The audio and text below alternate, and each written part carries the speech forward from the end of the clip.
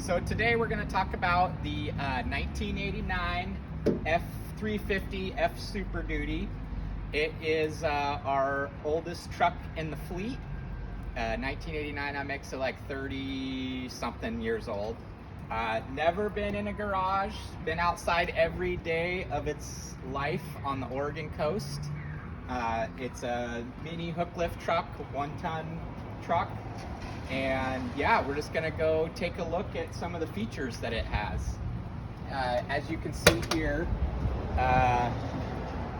it's pretty stock still. There hasn't really been any modifications done to this. Had maybe a new seat in the last 30 years.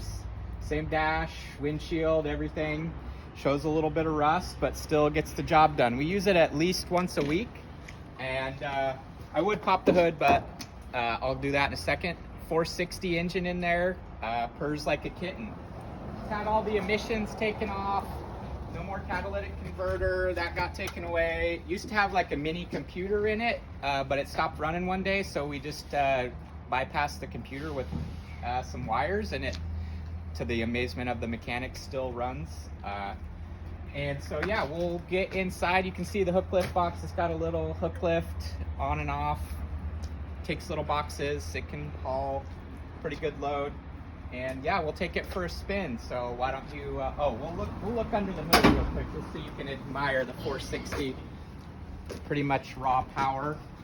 And yeah, there we go. Looks pretty clean, I would say. You can actually work on it, check the oil. I can reach the dipstick on this F350. On my new F350, I have to get a step stool to reach the oil dipstick, so that's pretty cool. All right, let's turn her on and see what it sounds like. As you can see in here, apparently in 1989 they didn't need cup holders, so if you need some water or a cup of coffee while you're working, that's just too bad. You don't get to have that. You got to carry it manually. Oh, speaking of manually, there's a stick shift. That's what this is called. Probably most people that are watching this video aren't gonna know what that is, but this is a manual transmission.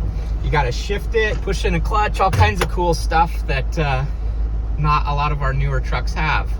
So we're going to take off. Oh, it's got, I don't know how many miles on it. The odometer back in those days, apparently trucks didn't go over 100,000 miles, so doesn't have the 100,000 mile marker, but according to this, it has 24,450 miles. So that's pretty cool. Could probably put that on a Craigslist ad. Yeah. Oh, and there's like 4 pedals down here too. A lot of people don't know what that is all about, but yeah. One's the brake, clutch, another brake, gas, little clicker pedal. Yeah, nobody knows what that is anymore either. High beams. So we're gonna take off. Hopefully the windshield wipers and stuff work today. Backing up. And yeah, so I learned how to drive in this truck. Another little fun factoid.